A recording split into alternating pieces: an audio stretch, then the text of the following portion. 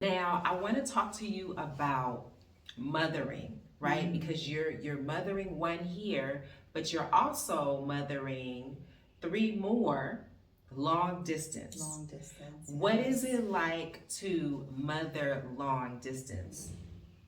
Mm. It's of course it's a challenge. And especially there's two 25-year-old sons, and then our daughter who's turning 21 today. So they're in a stage of life where they're trying to figure things out, finishing school, working, living on their own. So it can be stressful, and I just try to make myself available to them. How did they feel when you all made the announcement that you were leaving the country? So they'd heard us, talking about it for a number of years. It was difficult. It was difficult, and that we're in a sense still repairing. Welcome to Blacks into Africa. I am so excited to have my very good friend here with me, Kimiko Campbell. And Kimiko is originally from Brooklyn, New York. Is that right? So I was born in Philadelphia but raised in New York. So I was raised in New York from the age of 5. Okay, born in Philly, raised in New York, Right. and then as an adult moved back to Philly. Moved back to Philly when I got married, yes. Yes. So full circle. Kimiko is actually one of my closest friends here in Nairobi, Kenya. And I really wanted to have her on because she's not only a mom, but she's a wife. And I know plenty of women here who are mothers and are unmarried or vice versa. So today we're going to talk about these things. And the purpose of this show is really to encourage people of African descent to return to the motherland. Whether you're like myself and you've been separated from the continent for centuries, or you're someone else who's working, who's going to school, but who should really bring their talents back to the continent. So let's dive in. Tell the people about yourself. Well, as you mentioned, I'm from New York, so I definitely represent Brooklyn. Brooklyn. Yes, I grew up in New York with my parents. My father's a musician, so moving to New York was really important for his career. And then also, I think my parents were really interested in just me being in diverse cultures. I was a dancer for a long time. I attended the High School of Performing Arts, the FAME School. So that was an exciting time to be in New York and to dance. And oh, you went to the FAME School? I went to oh my FAME God, School. how come I'm just now finding this out? I don't know. Yes. So Wait, let's stop for a minute because there may be people who are watching who don't know about FAME. Right. So I knew about FAME growing up on the West Coast because of a TV show. Right. And Janet Jackson was like an actor on it, but it was a performing arts school, and the whole show was structured around these students. Debbie Allen was one of the dance teachers, Right. but their access to fame and their learning their craft, and then sometimes they would leave and like leave the show or leave the school and go. I loved that show. It wasn't a musical. For a short while it was a musical. And I too, grew up watching the show. Okay. And then my father being a musician, he had watched the show. Okay. And he grew up in a small town in Pennsylvania, so he always wanted to go to this school. Oh wow. So that might have been part of his plan of us moving to New York. But so when I took an interest in dance, that was just kind of the goal. It was just like, we have to get you into this school. Oh my gosh, Kimiko, I did not know. This is a big deal. So that also explains why you and I are friends too, because I also went to performing arts school, but my thing was drama. Oh, really? Of course it was. Drama. Okay, so my majors were drama and also choir. I was in the choir. Okay. Yeah. So after high school, I wanted to study journalism. I spent some time in school and then I changed my major, became a mother, um, and I worked in software sales on Wall Street for a few years until I met my husband. And he's from Philadelphia, made the move, the transition to Philly, and that started a whole new life of a blended family. I had a child, my husband had 2 children, and so I spent a number of years just developing that, trying to nurture this new family in Philadelphia. I just want to go back a little bit. Mm-hmm. You became a mother at what age? 21. Girl, you was young. Oh my gosh. Yes, I was young. I was in college, living with my boyfriend, Okay. playing house. Wait, you was with your boyfriend in college? Girl, look at the Yes. tea. I mean, it's decades old tea, but it's still tea. Yes, we were living together and I became a mother. And soon after I became a mother, I decided I had to put school on hold for a bit, and eventually went back and finished. But yeah, I took motherhood very serious. I like that. My mom had me when she was 21, I believe. Mm-hmm. Yeah. My mother too. Yeah. Yeah, my mother too. Look, I could have became a mother at 17, but Mhm. that's a whole nother story for a whole nother day. Okay, we'll have to do a episode on reproductive rights at some point. Yeah. But yeah, so now you're here. Okay, no, you have a son. How's your son now? So I have 2 sons. Let's say I have 4 beautiful children. Yes, she does. Yes. 4 beautiful children, 2 sons that I birthed. And actually our daughter's birthday is today. She's 21. Wow. So yeah, happy birthday, Jordy. But yes, our youngest son is here with us. It's our baby together. He's 14. Yes, Chike. Chike Masai.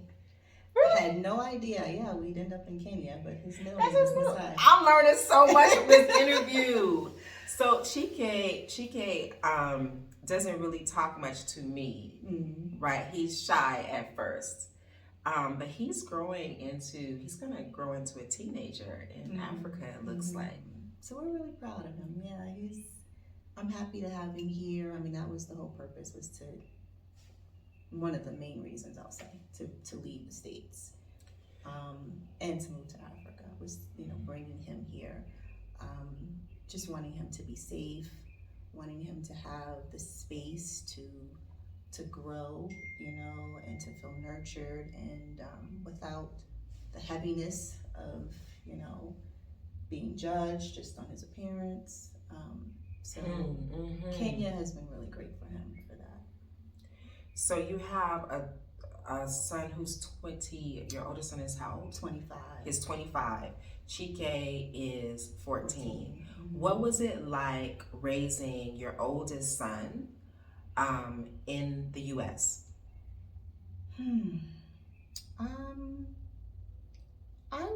I'm a very protective mom, so unfortunately, because we lived in Philadelphia, his father lived in New York, a lot of his childhood was, spent going back and forth between the 2 cities, on the weekends.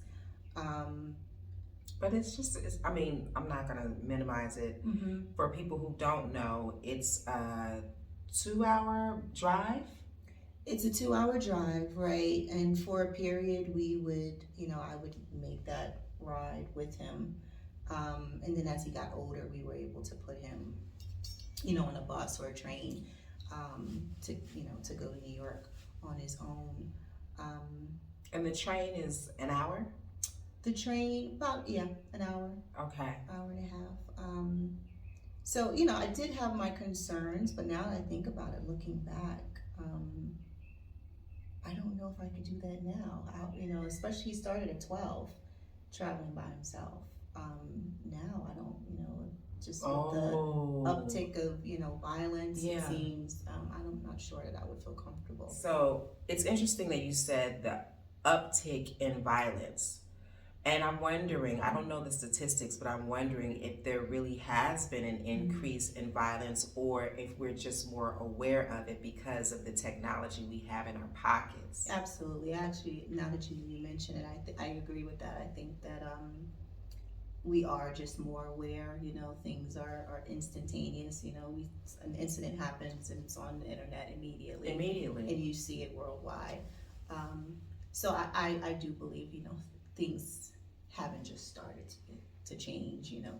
There isn't just an uptick. It's been happening, and I think, yeah, had I known, I probably would have been a lot more concerned than I was. But I mean, even now he's 25, and we have conversations now where he'll let me know that he's been in a car with his friends, and how many times they've been pulled over and sitting on the side of the curb, detained for no reason. And he's like, Mom, I didn't want to tell you. I didn't want you, to be worried, but for no reason. And this has been happening since he was in high school.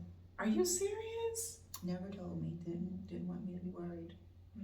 How many times has he told you that this sort of thing has happened to him? At least 3 or 4 times. Damn. Yeah, at least 3 or 4 times. That's a lot, and it just doesn't happen to boys. Wow. But this is what we deal with in America, and I don't have children. For me, it was a relatively conscious choice. But when I was thinking of being a mother, I knew I did not want to have a son in the U.S. I knew I didn't want to raise my kids in the U.S., but specifically having a son, just because of what I had witnessed through my dad. And also, if I'm to keep it a buck, I lived in Southern California. I grew up in Southern California, so there's a lot of first generation immigrants, Latin population from Mexico, Central America, and a little bit from South America. And I would see how they would just be discriminated against. We'd all be walking to a football game, like everybody, and then the police would just go and harass the Latinos. And then they would be sitting on the curb, handcuffed for no reason, and then they would let them go. It was just a lot that I witnessed growing up. So you raised your first son in the States. Right. So we have 2 sons, and they're the exact same age. So Rashawn has his his biological son. So we had 2 boys that we're raising. Going to 2 different schools, and just the stress of are they okay out here on these streets? And unfortunately, Rashawn and I, we had the desire to move and to leave the U.S., but given that we were a Brady Bunch family, we didn't have that opportunity to just pick them up and to take them, and to leave the country. So with our youngest, with Chike, it's we're like, look, we have this opportunity. He's ours. We can take him wherever, and we really want him to be safe. We want him to have an opportunity to just thrive. And believe it or not, our first few years in China, he really had an opportunity to do that there. Most people would never, think that you would feel a sense of freedom and safety, but China was a safe place for him. Yes. I want to rewind a little bit because I'm talking about Rashawn, but I need to let everybody know Rashawn is the homie, also her husband. Right. Rashawn is born and raised in Philly. He's a Philly dude. Like, you can see, when you see him on the streets in Nairobi, you can see, like, he's a Philly dude. And Rashawn had 2 children from a previous relationship. And you had 1 child from a previous relationship. Chike is a child that you have together, and you guys have a blended family. Correct, yes. I like how you said it's a Brady Bunch family. Yeah. And so they also lived in China before coming to Nairobi. Right. Yeah. Right. Was that the only other international living experience that you had prior to Kenya? Yes. Yes. Okay. Yes. We left. I mean, like I said, we desired to move for a really long time. It was always just trying to figure out when was the right time to go. And ultimately, we decided once our boys were ready for college, might be a good time to go. So 2016, we prepared. You know, it was, let's do this. Let's, you know, sell the house, sell everything in it. It's time to go. Um, and at that time, we were both looking for jobs. Um, just what weren't finding opportunities. And then a coworker of my husband's at the time mentioned her friend that was teaching English, and she's like, "Have you considered that?" Um, and so we both became certified, to teach, and started applying, and then there was just a breath of, a wealth of opportunities available to us. So we chose China, in 2016. Okay. Yeah. So was it just for Sean, or were you both teaching in China? He was teaching because we weren't sure about homeschooling or school situations for our son. He took a job teaching business English, and I homeschooled the first year. Okay. Yeah. All right. So I have so many questions about China. Yeah. Now, I've never been to Asia, and one of the reasons why I haven't gone is because I think I'm fearful. Like I'm fearful of being otherized. I've encountered Chinese in airports and international airports, and I've heard about how they want to see if your skin rubs off, and they definitely want to take pictures with you, etc. Right. But what was your experience like in China? We had a beautiful experience in China. I certainly watched tons of videos and, heard of different people's experiences and concerns in terms of racism and being accepted. We were welcomed with open arms. I have many beautiful Chinese friends to this day, that I still speak with. And I really hope to get back to China one day to see them. So y'all left China. What prompted that? That actually was not by choice. We were in between. Rashawn was leaving the international school that he was working at. His contract had ended, and we were looking for new positions. I had been teaching with a after-school program, teaching English. So we were both looking for new jobs. And every summer we would take the time to go back to the States to be with our kids, to spend time with family. And so we packed up our apartment that was provided by the school, so we could no longer stay there. We packed up our apartment, we had a dog, and we put him in a kennel, and we said we're just gonna go to the States for the summer and we'll come back. So of course, while we're there, the pandemic starts in China first. And we really wanted to go back. We continued to look for jobs. We actually were fortunate to be hired by a French international school in Shanghai. We were excited for the move. But just getting a visa during that time was very difficult. China had closed the borders. And so what we thought would be just a few weeks became months. And so we were stuck, as we say, in the US during that time. So things were starting to pick up with the school and, the visa situation. But there was something in us that was like, maybe this is the time to go to Africa. Maybe, China was comfortable, everything's taken care of, it's an easy living. Like I said, we really enjoyed, we had great friends. But there was something that was like, maybe this is just the time to go. and we need to go, go on faith. There was no job waiting, there was no security. Y'all left a business behind too. Oh, well, not really behind, but you started a business in we China. started an e-commerce business while we were in China, which we still have today. So we did have that, for sure, but we, we didn't have a steady, a job here that was going to provide housing or, any of those other perks. So we said, you know what, this is the time. We were actually looking for a virtual assistant at that time, and we were interviewing people, and we met a sister that lives here in Nairobi, and we ended up hiring her.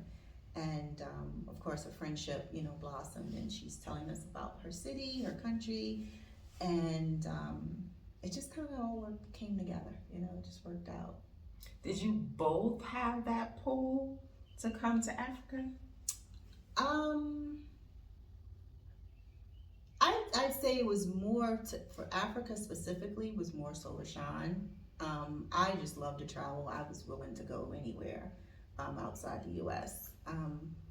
But Africa, there was a pull for me as well, especially with our son, wanting him to be someplace where, he would just fit in. Unlike China, where it did have its challenges when it came to that. But yeah, the pull was there. Yeah, Africa was always the destination.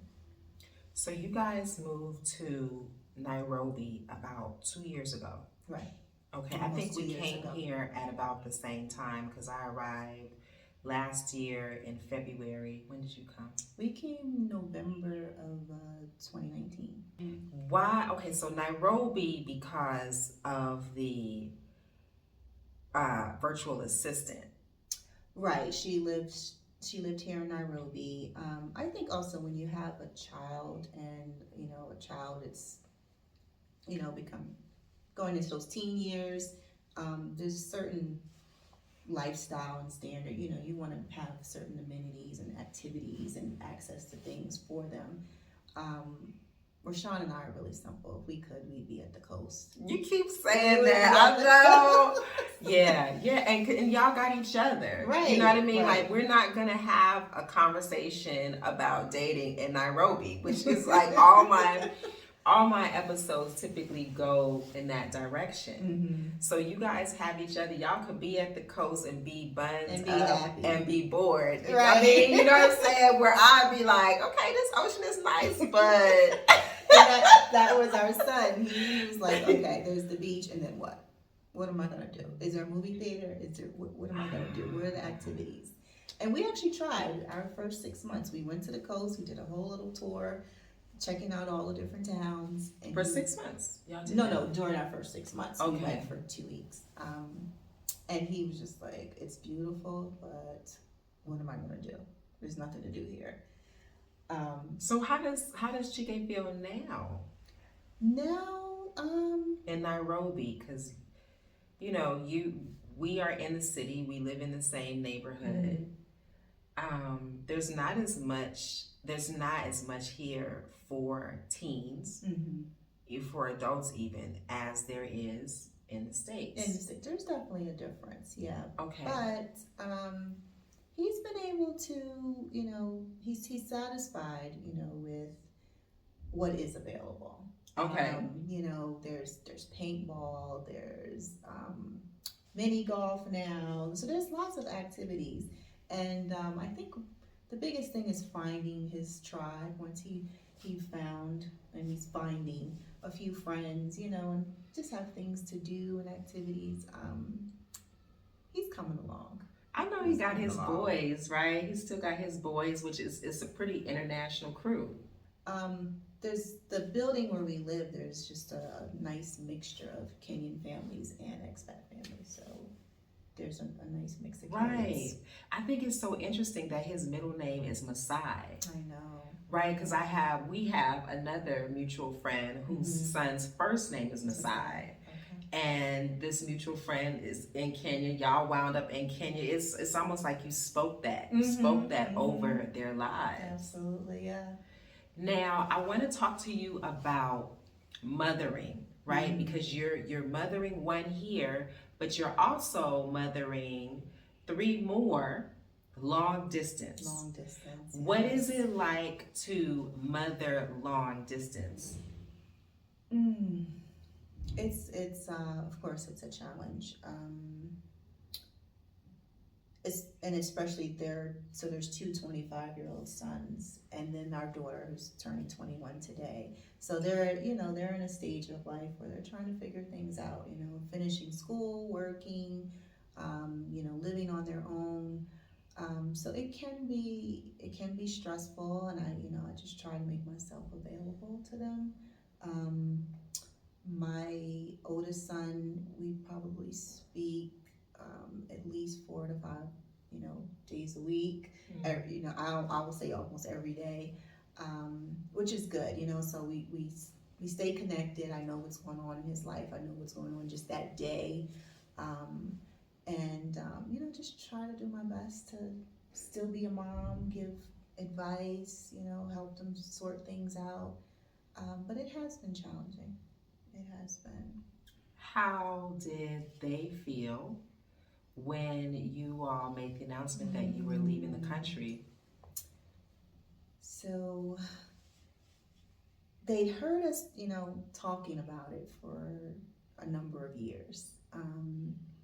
I think, once they saw that we were serious and we started, cleaning up the house, getting rid of things, and really preparing, it really set in.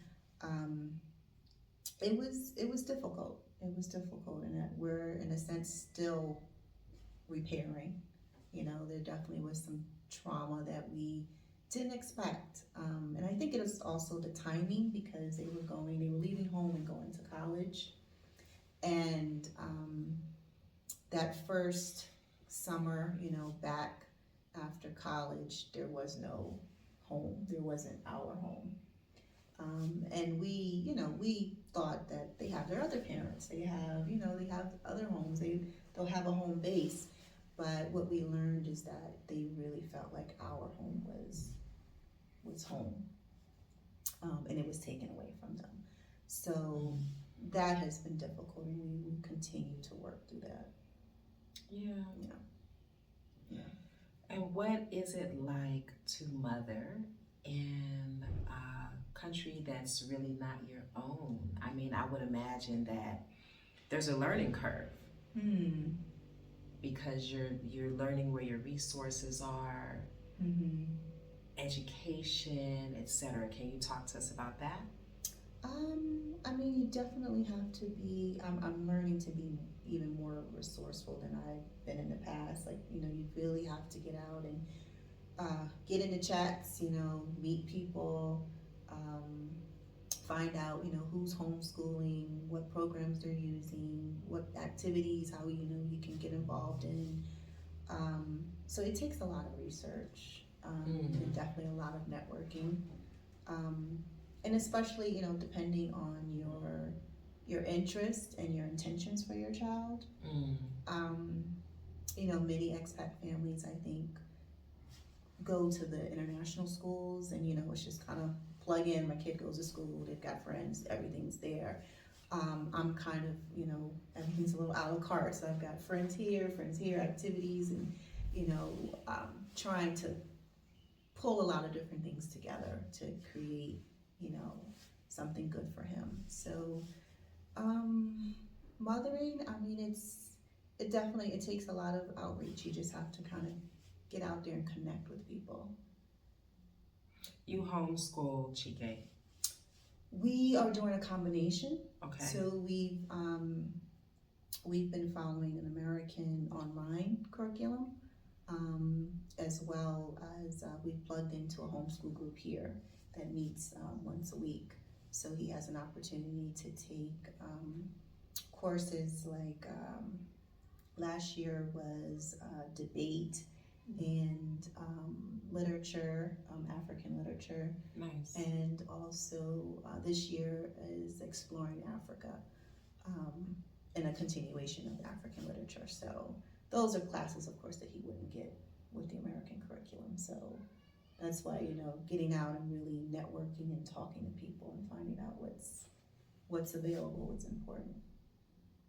I like that. Those courses sound like something I would actually want to take. Mm. Yeah. So one of the things that I didn't know living in the US, born and raised, is that there are these American schools all over the globe. Mm-hmm. French, German, Mm-hmm. Spanish, Mm-hmm. you name it, all over the globe. And they have a chokehold. They have a chokehold on these countries because a lot of people, whether it's their home country or their expats, diplomats, temporary workers, they don't have faith in their country, their local country's education system. Right. So they'll plug into these international schools. Mm-hmm. And I've never taught there. I don't have any children there, but I have friends that have taught in these schools. And I have friends that have their children in these schools, and they are bloody expensive. They are. $10,000, $20,000, $30,000 a year, and or more. Mm-hmm. And it's like, what are you getting for that amount? Mm-hmm. What are you getting for that amount? And I don't think that the education is that. I don't think it's worth it. Right. Right. So you guys have decided not to send Chike to an international school, which is pretty typical of expats. Right. Why is that? So my experience with international schools started in China, of course, where Sean was teaching at an international school. As you said, many of the schools are extremely expensive. Girl. I think at that time the school was maybe $35,000 a year. Which and that's school? In China. Girl, 35 for one child. And they supposed to give you little discounts if you have multiple children. But Right. they bank on the fact that your corporation, your organization is going to cover that, which if you're a diplomat, that's typically what happens. The kids go to school for free. Right. So I think that contributes to that high price as well, because they know that it's an automatic, it's given to the employee, and so, it's an easy, it's an easy moneymaker for them. So what I noticed in China was just that a lot of these schools, there was still a culture of privilege, a culture of, how do I say, I just felt like these kids lived in a bubble. It was kind of like, these are my entitlement, right? And they stayed in that bubble, this expat bubble, this bubble of everything is just provided, and they didn't really blend into the culture of the country that they're in. So that was something I definitely didn't want for GK. And I think I'm kind of getting a sense of that here as well. And now that he's 14, he's entering high school. I just really fear that, I call it that Western culture that I'm trying to get away from. It exists, and I don't want him to be a part of that. So I've done my research. I've talked to lots of parents, of teenagers. I've talked to previous teachers that have worked here, just on the international school scene. On some of them, I can't obviously say every school is like this, but there are a lot of concerns with drugs and sex and all the things that you want to keep your child away from. Things that I wanted to keep him away from in the U.S. are, in those environments as well. For sure. So, yeah. So I'm still, he's starting to voice that he wants to go to school. I think it's more the socialization, but we just have to find that balance, and I haven't found it yet. One of the things that I admire about Kimiko is that she has been able to break free of the expat bubble. That's one of the things that we lament about is you get stuck. And especially when you are, earning your income from abroad. You're Right. not in a professional setting in Kenya. You have managed to establish friendships with other Kenyans, with really you got a whole international crew. So that leads me to the next thing I want to talk to you about is happiness and joy. Have you been able to find that here?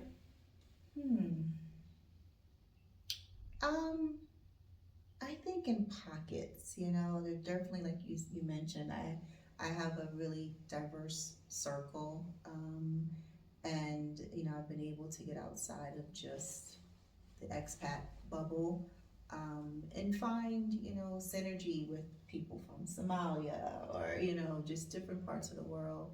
Um, so I'd say I find my happiness and my joy in those little pockets, but still looking, yeah, still feeling Kenya out.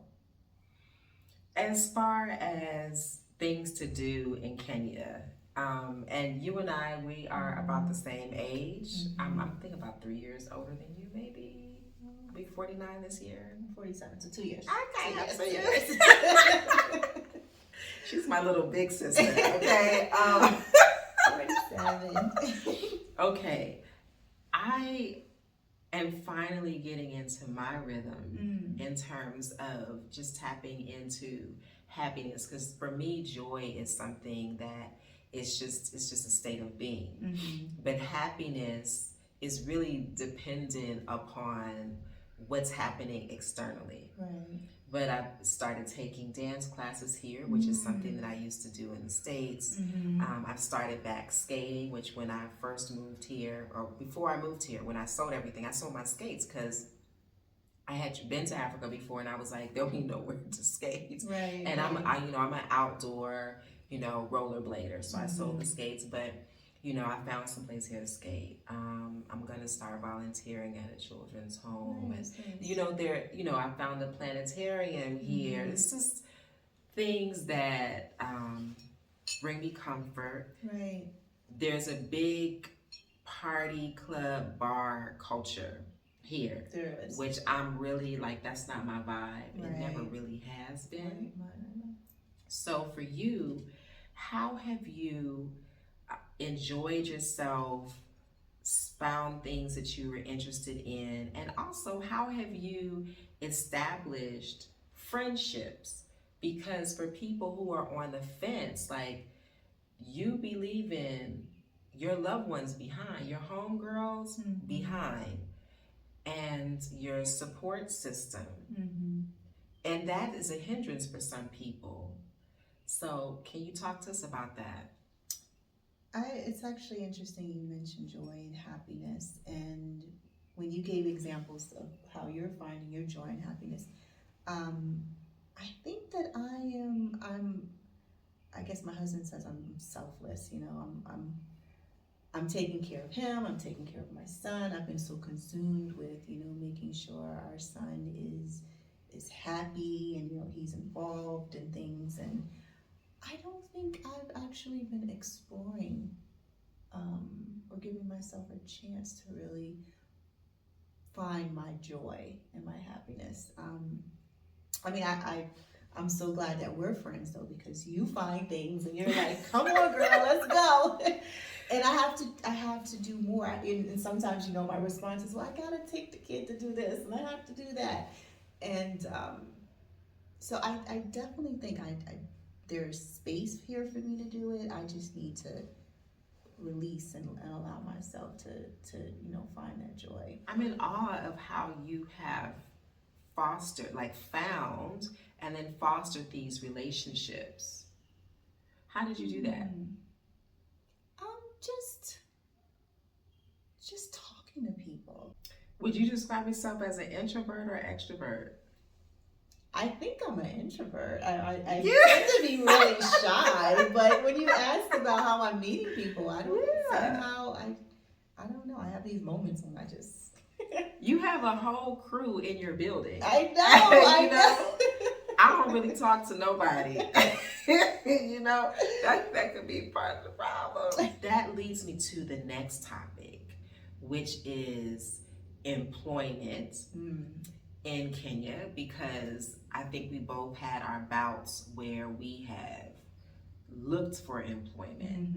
Like you and Rashawn moved here, and Chike, without jobs, right, without contracts, unlike most expats. Same here. And you get to a point as an entrepreneur where you like, ooh, a steady paycheck would be nice. Absolutely. You know what I mean? Absolutely. So I'd like to discuss what it's been like for you seeking employment here, perhaps launching a business here. And I know that we've talked about you launching a repatriation house for people who are interested in, like, they just need a soft landing. Yes. Yeah, so finding, definitely many expats come, some come, as you said, with a job, and they have a place to land and they can just go from there. And then there are others, like us, who are entrepreneurs who are coming to build something. And so, we do have our e-commerce business, but a lot of the work that we want to do, my husband's in finance, so he's working with a new investment fund, just to bring capital to support businesses here. A Kenyan investment fund. Yes, nice. Kenyan investment fund. And then my background is in hospitality. So I've had this hospitality brand in mind for quite a few years. I've worked in different facets of the industry, but I've always, wanted to just kind of cultivate something on my own. There's a movement right now. People are realizing that I don't need to stay in this particular country, all my life. There are other options. There aren't any spaces where we can come, even as travelers. So this repatriation house / hotel resort is for the diaspora. It's for the Black traveler. It's for the digital marketer, the digital nomad. It's for our retirees that are looking to move, families, whomever. But just a space that feels familiar, and that's not just an aesthetic, but just a space that's going to cater to you.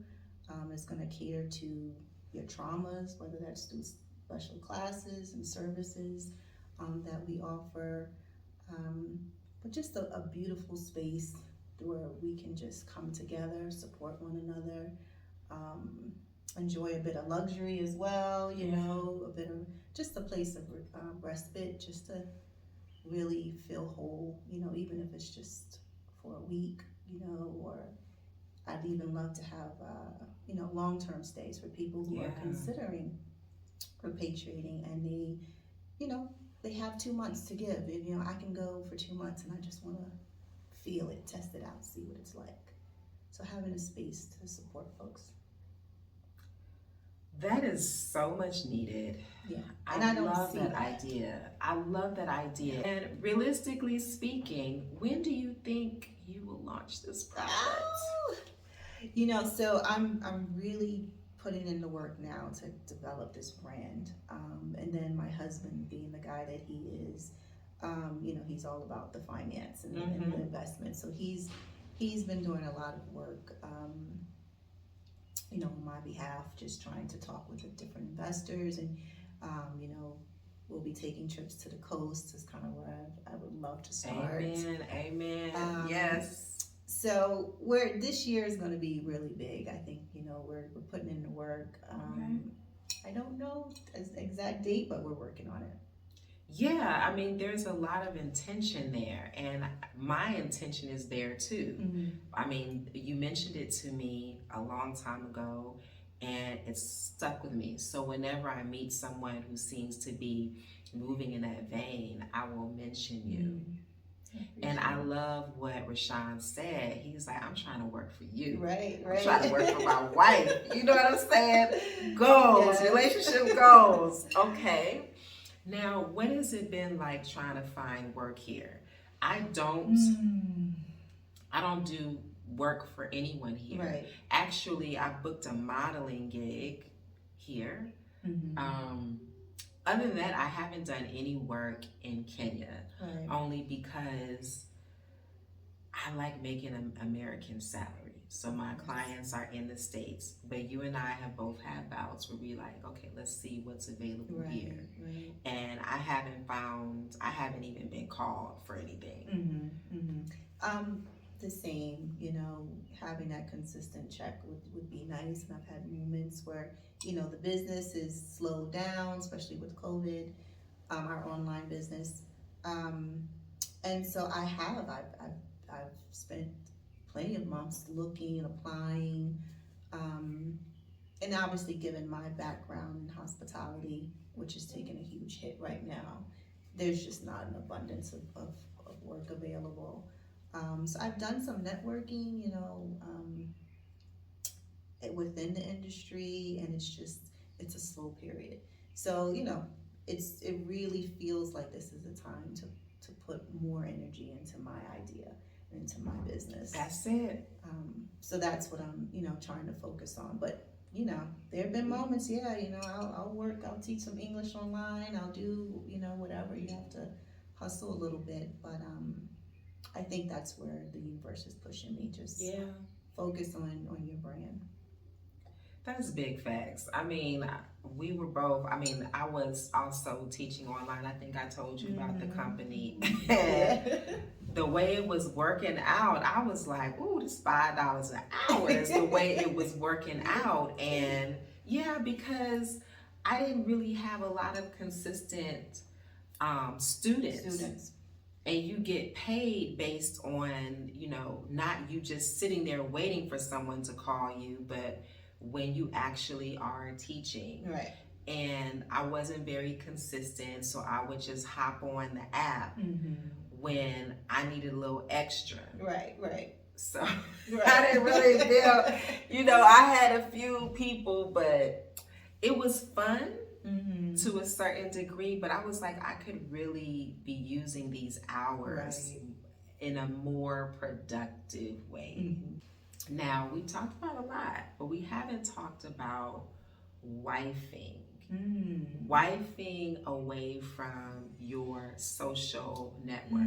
All the people that was at the wedding that said they was gonna hold y'all accountable, they are not here. They are not here. And you have wifed in China. You are currently wifing in Kenya. Right. Are there any particular challenges with that? I would say when we first moved to China, just culturally, there are some differences that you have to adjust to. And it was a challenge for me initially. My husband was teaching business English. So most of his students are, CEOs of big companies, doctors, professionals. Many of them are men. And they took to him as most people do, and it's just like, oh, after class, let's go have a drink, let's have tea, so he was being invited to, all these social events. But culturally, I was accustomed to, bringing our wives, where we'll do things together. Yes. And that wasn't happening, Yes. and I'm like, okay, it's just the guys. Okay, it's just the guys again.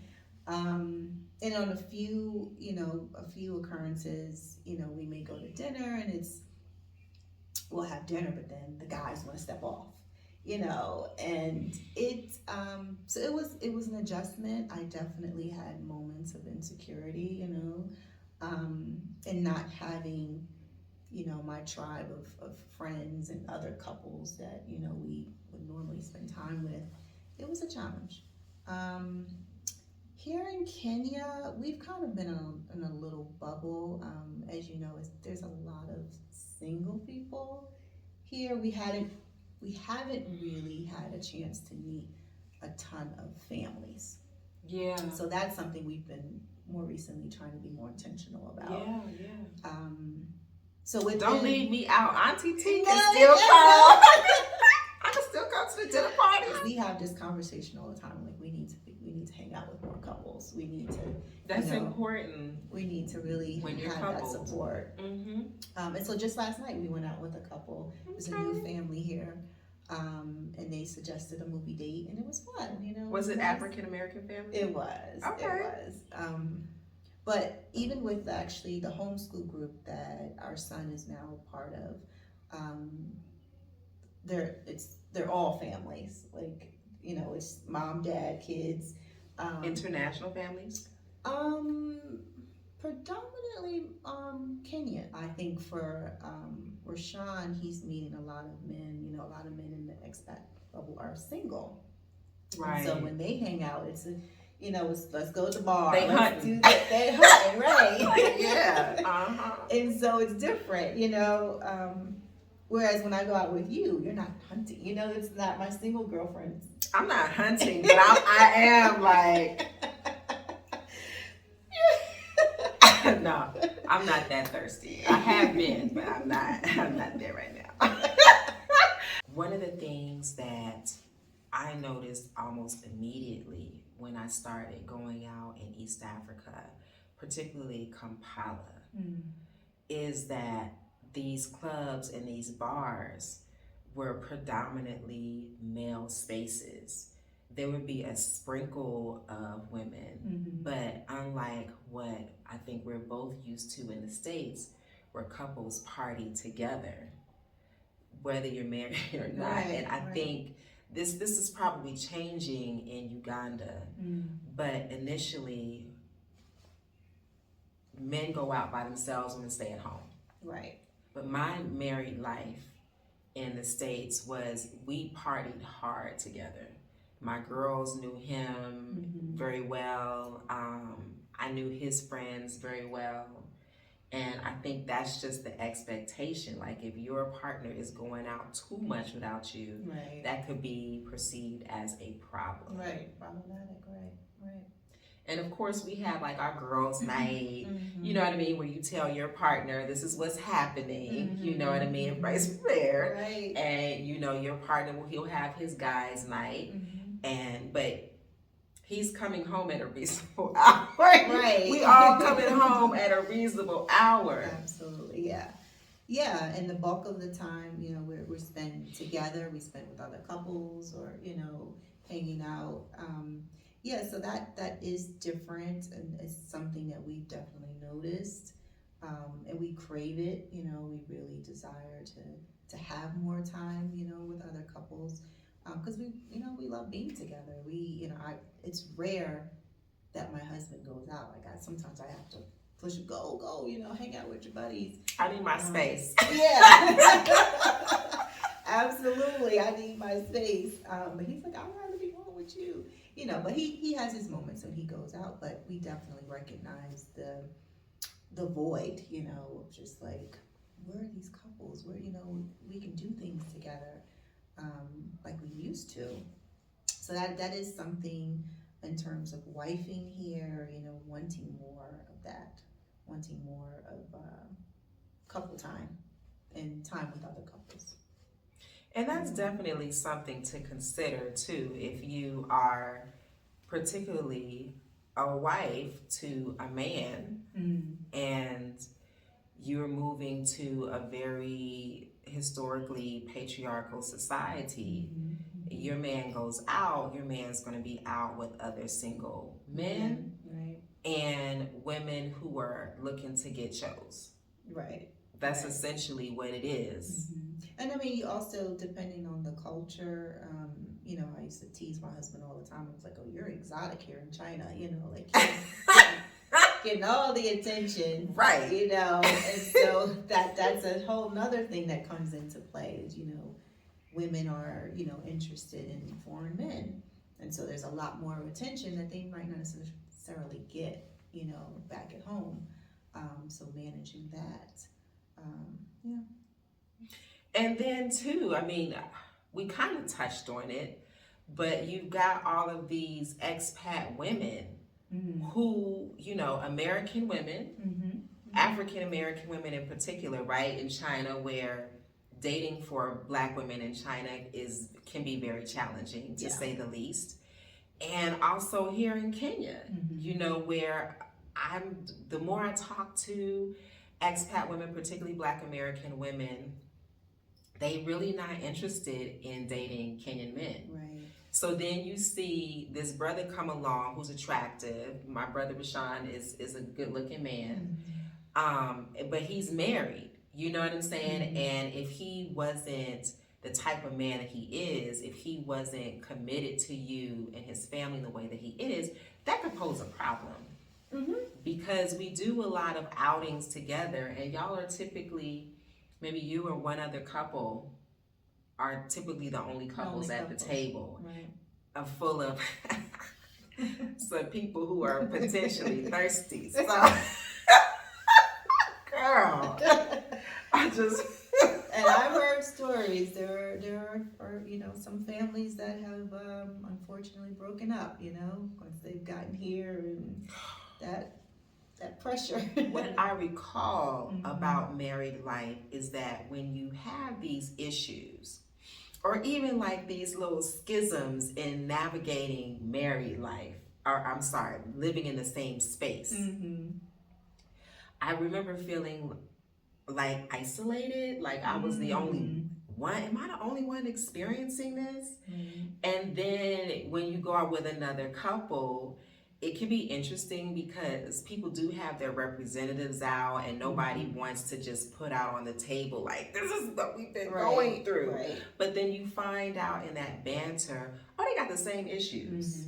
You know, it's just two individuals navigating space and time together. And that is comforting. You do need that. What I'm gonna do is I'm gonna rent a man, and then I'm gonna come to these couple events, and we gonna pretend like we bonded. Lord, girl. But we have had in our Black expat group, we have a WhatsApp group. We have had, is it 2 families that have recently moved to Kenya? Yeah, there's 2 families within the last month that have moved here. Yeah, from Atlanta and Miami. See? Folks is coming. Yeah. Okay, now, one of the things that I want to talk about is phenotype. Typically, my conversations will turn to colorism and how we appear really influences how other people see us. And what has been your experience here in Kenya? How do people see you? How do they interact with you? First thing that comes to mind is like in the marketplace. You know, if you go to Maasai Market or just, you know, someplace where there's lots of vendors selling their wares. The first assumption for many people is that I am not Black American, but you know, that I may be Eritrean or Ethiopian. And so, you know, they may start to speak to me in Arabic or, you know, just make that assumption that that's where I'm from. I definitely, unlike my husband, I'm not able to just kind of blend in, which I think for many of us coming from, you know, from the U.S., there's, you know, with this desire to come to Africa, you just want to feel like you blend in with everybody. And I don't think I necessarily have been able to experience that. I, you know, definitely kind of stand out, and people will say, you know, oh, where are you from? And unlike for my husband, you know, maybe once he starts talking, then it's obvious. But And Rashawn doesn't have like any particular Kenyan phenotype that I Right. would say, Right. but the skin tone allows him to blend in Right. more. I would say the same for me as well. Mhm. Yeah. And you and I talked about how they perceive you to be of Indian descent. The history of Indians in East Africa is a long one. It is. And it's a complicated one. Sometimes it's problematic. Mm-hmm. Has your experience being perceived as the other, has that had a negative impact on how you navigate being in Kenya? I haven't had a lot of people ask if I'm Indian. I can sense that someone may be surprised by my friendliness or how I interact with them.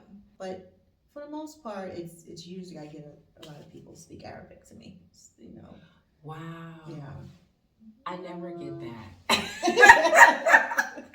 I never get that. And it's interesting because when I went to Ethiopia, people thought I was from there. Mm-hmm. And we tend to have Ethiopian immigrants in the U.S., also Eritrean, we'll just say Habesha, particular tribes. Right. And so we tend to think that everybody in Ethiopia looks the same. But then when I went to Ethiopia, I was like, oh, there isn't one particular phenotype. And even when I was telling them, like, no, they kept trying different dialects, different languages on me to see if I would catch one. I was like, no, I told you. But I wanted to have this conversation because as people of African descent in the diaspora, I can speak for my family. We have a lot of admixtures, some of us more than others. And my experience has been that some of my lighter skinned family members, friends, acquaintances do not want to make the trip to Africa, don't want to make that move because they think they won't be accepted. They think that they will be otherized. And I don't think that will be the case. I think obviously it depends on what part of Africa you're traveling to. Right. West Africa for sure.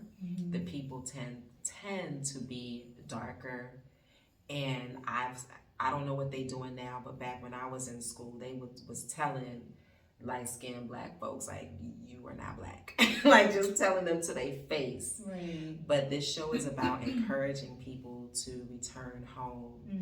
And I think that you can find your home here. It may not be in Kenya, but there are 54 countries in Africa. You got places like Seychelles, Comoros, Angola. There's so many countries where you find people who have more European or Arabic or Indian admixture, where you just might blend in if that is a concern for you. That's a concern, which I agree with you. I don't think it should be. Obviously, we know we've all been affected by colorism, you know, in the States, here, everywhere. But I would definitely encourage, or I would say that don't let that be a hindrance. Especially in the cities. And, you know, our perception of African beauty, particularly in the U.S., is the Dinka, like the South Sudanese, these really tall people, really dark, thin people. And there's so much variety or variation within the group. I think I remember an anthropologist saying that there's more diversity within Africa than there is outside of Africa. And you and I have talked about whether or not Kenya is going to be your last stop, like your final home. And that leads us back to our joy and our happiness. Right. I don't know what the future holds, But I shipped all my stuff here from the States, and this is the first time I've actually lived in a place with my own furniture. Okay. So for me right now, Kenya is home. Mm-hmm. You know, for a variety of reasons. Mm-hmm. What about you? I am still figuring it out. You know, we're not quite at that place yet where we have our own furniture. We're really settled in. We love Kenya. We certainly do. We're still exploring and enjoying learning more about the country. I think, I don't know if it's just the wanderlust in me that, you know, desires to continue traveling. Like, there's just so much, you know, it's my first African country. There's so much more to see and experience. So I think it's a little premature for me to say, and Rashawn too, I think we talked about this, you know, that Kenya is it. Like, this is where we're putting down roots. But I will say I would love to definitely spend most of my time here and then maybe travel or have another home, you know, in another country. But I do love Kenya. I do. What would you need? What would you need in order for Kenya to be your forever home? Like, this is gonna be my home base. We'll travel out, but this will be my home base. What would you need? Wow.